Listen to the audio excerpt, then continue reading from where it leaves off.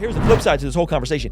If you are a virgin and you are in your 20s and you want to get married, man or woman, make sure that on the daily, I want a pure virgin and everything. When you got older, you realize this, I'm not about that life. but some of them do end up in church down the road and you know, try to find a good guy to settle down with. I know the world is all about sex positivity, yada, yada, yada. All that stuff is empirically nasty and gross. Ruslan. This video was sent to me by somebody on Instagram, and it kind of talks about the idea of purity for women juxtaposed with a Christian channel, Christian influencer, addressing something that kind of come off kind of wild. And to be fair, I reached out to this creator. I think we're going to collaborate on something. He's from the UK, so excuse his accent. Excuse his accent. And I wanted to show it to you guys. I wanted to give you guys some of my thoughts. And me and him had some of this conversation privately. And again, we're probably going to do something, so this isn't like to say they're crazy for it, but it is still interesting that this is what's being talked about. So jump in. You know what men will answer? I can't hear anything. A lot of men wouldn't even want to marry a virgin. Yeah, some of them would, but a lot of them feel like it's too much of a responsibility emotionally to deal with. There we go. That's what they say. That's the answer, sir. That's the answer. Yep. This is in the context of being a Christian. He said a lot of men would not want to marry a virgin Interesting. because it would be too much responsibility. And I'm assuming that's the perspective of non-virgin men. It's definitely the perspective of non-virgin. Yeah. men. Definitely the perspective of non-virgin. men. Yeah. It is way too much. I said this to my audience. I said, like, that myth died when we were probably like 15, 16. Yeah? When you were all talking about, man, I want a pure virgin and everything. When you got older, you realize this, I'm not about that life. Yo, hold on. Men's want a pure virgin. I love the accent, bro. Men's want a pure virgin. Men's want a pure virgin and everything. And so he's saying here, which is kind of crazy, that men who have already been with women aren't going to want to be with a woman who's never been with a man. Okay, play the rest of it. I'm not here to teach. Once you've gone dark, it's very hard to want to go. You know what I mean? So yeah, the responsibility is a key word that you mentioned there. The responsibility, because that emotional attachment becomes so strong that navigating that space for a lot of us as men, I think it becomes very difficult for us to want to want to now experience that. So yeah, yeah, that thing died with us. A lot of us when we were 15, 16. As we got older, once you start getting experience in that area of field, it's not really, you know, and that's why I say I even find it. If a man tells me he's super experienced and says, I want a pure virgin, I'm saying to you, I said to ladies, be careful of that guy. Because he's probably looking at you as somebody to help him cleanse his sins off. Listen, he's got nothing to do with you being a virgin. Like, because, yeah. No, I agree with him here. So, is he a Christian YouTuber? He's a Christian YouTuber. Okay. As far as I know. It sounds like he speaks on some relational stuff as well. It's definitely weird to say, I want a virgin. I think that's weird. Like, let's keep playing the video. Okay. Now I'll give you my thoughts on this. Okay, cool. I'm excited. Because what he's be careful of this guy. Be careful of that guy. I'm with him here. That's kind of weird. Of him. Yeah. You hit the nail on the head. You said to cleanse his sins off. It was an episode I did with Terry Ijeoma. It's called $40 Million Virgin. Wow. She's a very successful woman. She $40 million strong. And she asked me on the episode, she's like, would you marry a virgin? I said, Now for me, it went to the reason why I initially declined it is because it goes against my feeling of unworthiness. I felt like I would be unworthy to. See, he got very vulnerable. Yeah. He got very transparent.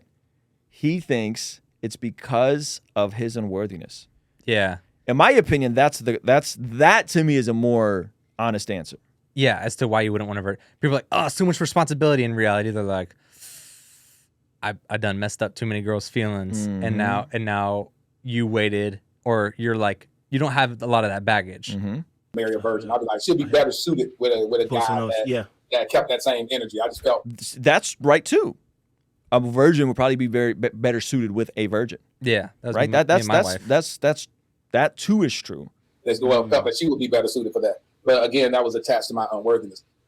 If God saw fit for that to be whatever it is, then it is what it is. But it wouldn't be my initial preference. Just initially. Yeah. And I think, and honest, and again, because once you've eaten that fruit, like Adam and Eve, it's very hard to unsee what you've seen and to unfeel what you felt. Do you know what I mean?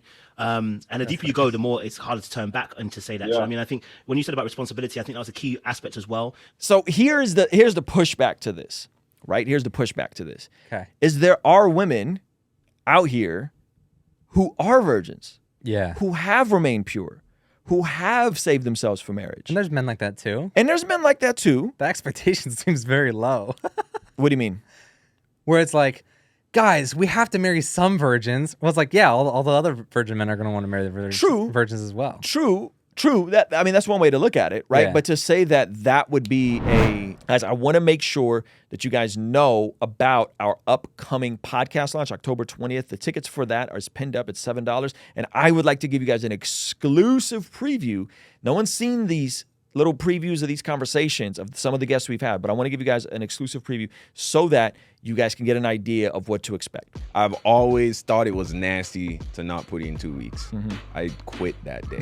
I didn't even wasn't even in the mood to sleep with these girls, but I felt like I had to. How come none of these personalities are ever doing anything benevolent?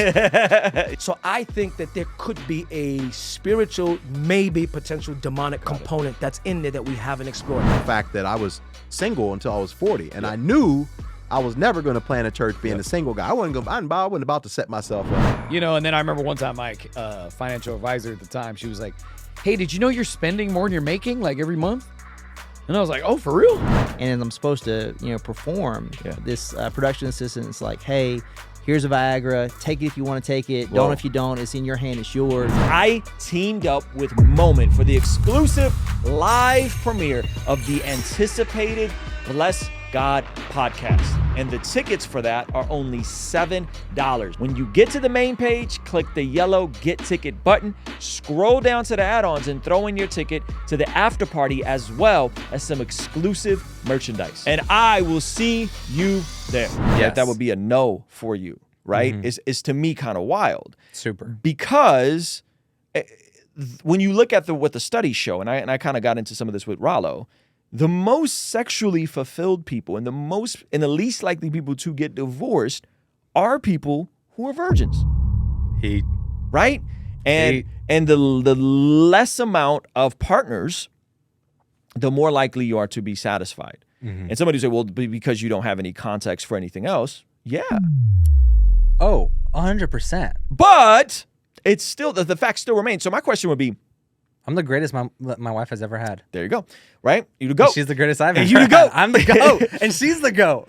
So if there's women that are actually saving themselves and there's men that are saying, no, I don't want to be with a virgin, that sounds kind of crazy. Yeah. That sounds kind of wild to me. Now, if you are out here hoeing around, if you tricking off your 20s, then I would say, yeah, don't expect to get with a virgin. Yes. That should not be your expectation, but to make that as I'm going to cut this person off because I don't want the responsibility, when all of the stats say the opposite. When all of the stats say you're actually, and by the way, the idea of the more partners you have, the more likely you are to get divorced. Yeah. This is actually amplified for women.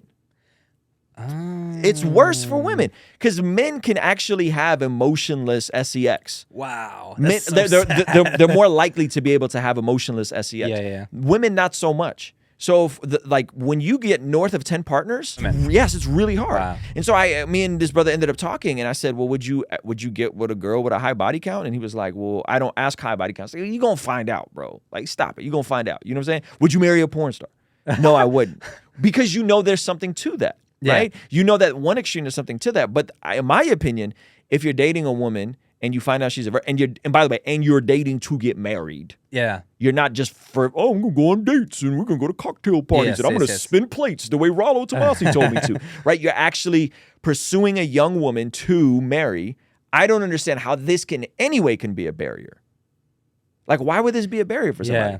Yeah. I'm not saying lead with that. Based off the stats. I'm saying based off the stats, based off the data. I'm saying are the stats based off of a virgin man and a virgin woman, or is it just based off of at least one of them being a virgin? Because that's kind of body count in general.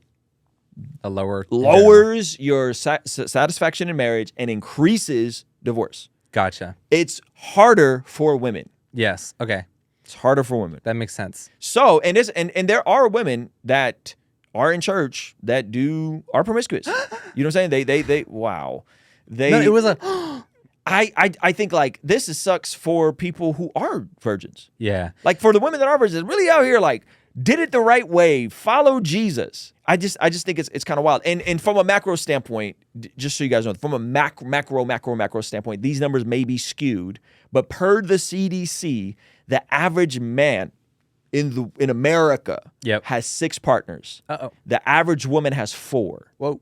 Okay? So this is factoring in the outliers. Most people have less than 5, like the median when you get into the numbers. Like most people have had less than 5 lifetime partners. The Gen Z generation is the least active in that regard. Because they have TikTok. Yeah, because they have TikTok, the proliferation of PORN, so on and so forth. Virgins in the chat, would you be open to marrying someone with a 3 to 5 body count? That's a great question. So I'm not saying crazy high, and I'm saying 10, 15, but 3 to 5. That's a good question. I think so. I wasn't a virgin. When me and my wife got married. She was my 3rd partner. She was a virgin. Okay. She had no problem. You know what I'm saying? Like she preferred that. I mean, hey, at least you got some experience. One of us knows what we're doing. You know what I'm saying? And so, but that like even the 2 partners I had previously, I wasn't like I wasn't like I had this thing figured out and I had mastered anything. Yeah. My satisfaction and experience has substantially gotten better being married on the other side of 14 years than it was pre.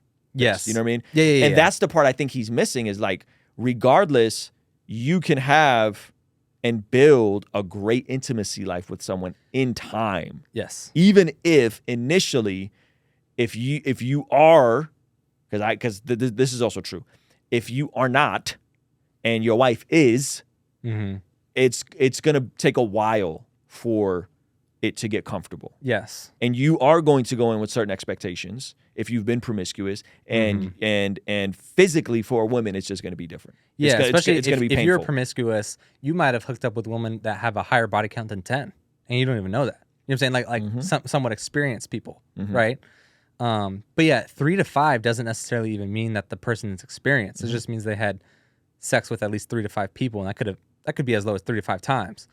And for married people, virgins that got married, you weren't killing it on your 3rd to 5th time. Right. It was further down the road. Right. Because not everybody who's had a partner necessarily, like that could have been like a one-off mistake. Yeah, you know what I'm saying? Like, but yeah, I would say generally speaking, for Christians involved, because some of y'all is a little loose. You think like, oh, I've been waiting so long and now in my 30s, it's so hard. F it.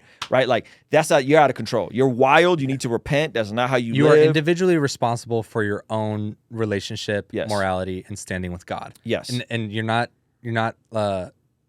entitled to anything just because you're 30 and a virgin, and now you should just blow it off. You should just blow it. Screw it. It's been hard. You know what I'm saying? That's the worst. Or you just got divorced. It's entitled. You just break out of a relationship, or you just got cheated on. So you're like, F it. No, fam. Because again, guys, I know the world is all about sex positivity, yada, yada, yada. All that stuff is empirically nasty and gross. Empirically speaking, you are setting yourself up for failure. And empirically speaking, if you're a follower of Jesus and you go out and start hooking up, especially if you're a woman and you go out and start hooking up, you're really setting yourself up for extreme challenges in your future relationships. Can we also say if you were sexually active and have had asked for forgiveness and are now staying absent until marriage, please don't take this convo as judgment. Absolutely.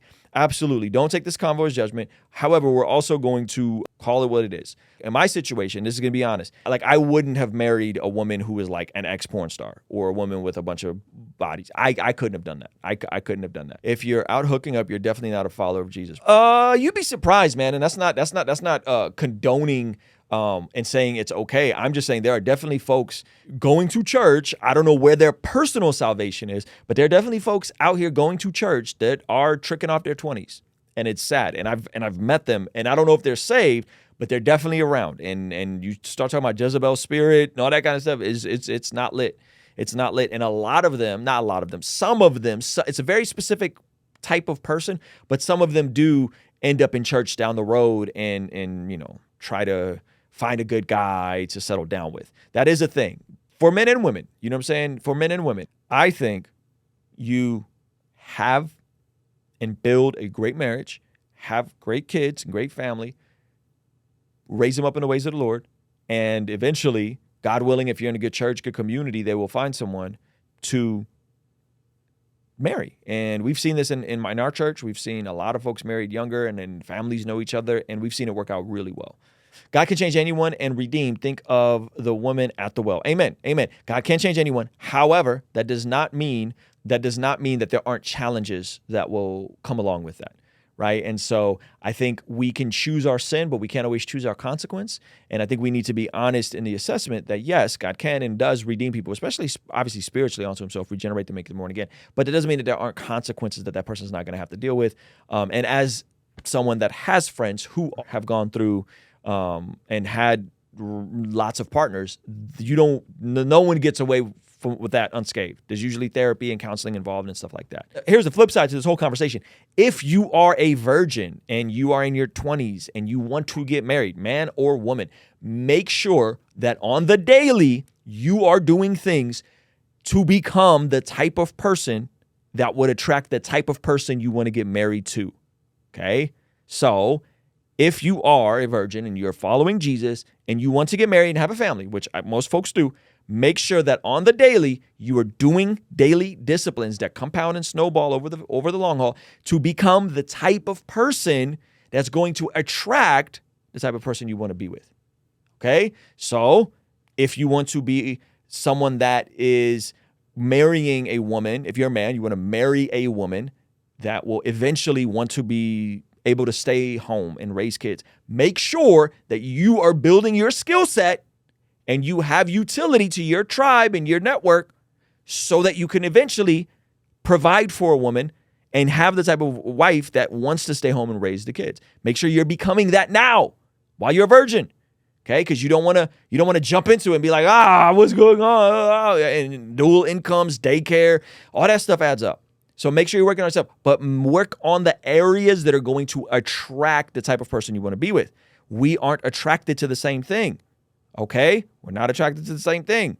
The things that attract a man that could be the priest, provider, and protector of your home, ladies, hear me loud and clear, are not the same things that he is to you.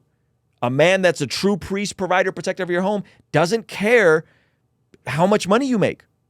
You should be smart. You should be educated. You should be able to have a conversation. Right? He doesn't care how much money you make. If he wants to be the priest, provider, protector of your home, he's not sweating how many degrees you have.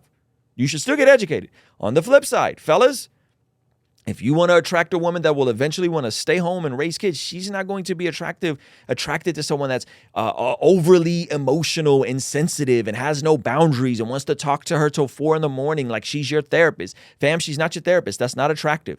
You need to know how to have boundaries and how to guard your heart. Okay? So make sure you are becoming the type of person that is going to attract the type of person you want to be with. Okay? And I think this is something that we just completely miss. You guys don't get this, and it sucks because then you're trying to become you're trying to become something that isn't the person's not even into. You know what I mean? And I don't want to see you guys play yourself. I don't want to see you guys play yourself. Right? So you think being a independent boss babe is going to attract a man that's going to make multiple six figures? It's not. The things that attract that type of man who can be the priest, provider of your protector of your home is not those attributes. That's especially society is pushing to women, right? And the same thing for men. Being more emotional, being right, all these different things that, you got to be this toxic masculinity. That's not going to attract a woman that wants to. If this is your value system, this is my value system, right? If this is your value system, make sure you're becoming that type of guy. Make sure you're becoming a guy that's capable. Make sure you're becoming a guy that's smart. Making sure you're becoming a guy that's a provider and a protector. Physically fit. Can you do a pull-up? Can you bench press your own body weight? I'm being very specific. I'm not saying it's all about being super duper shredded and fit, but you should be physically capable if you want to be the protector. That is a daily, consistent pursuit. That is a daily, consistent pursuit. Okay, and it's a pursuit that many folks don't want to take.